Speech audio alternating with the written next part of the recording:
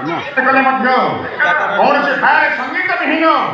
पुष्टाटी दृष्टिगोचर होइना ए मानो हर्षमुखर जन्म ग्रहण करता है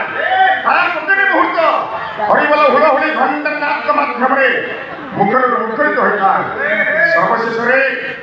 राम नाम सत्याय श्रवण करी ये मत्य मंडलरू प्रत्यावर्तन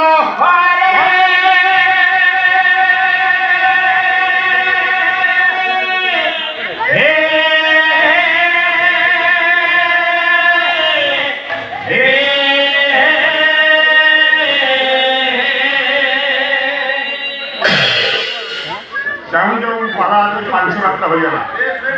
ना दीर्घ दिन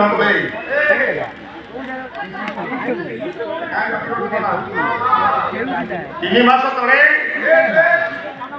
मो बापा को चली गले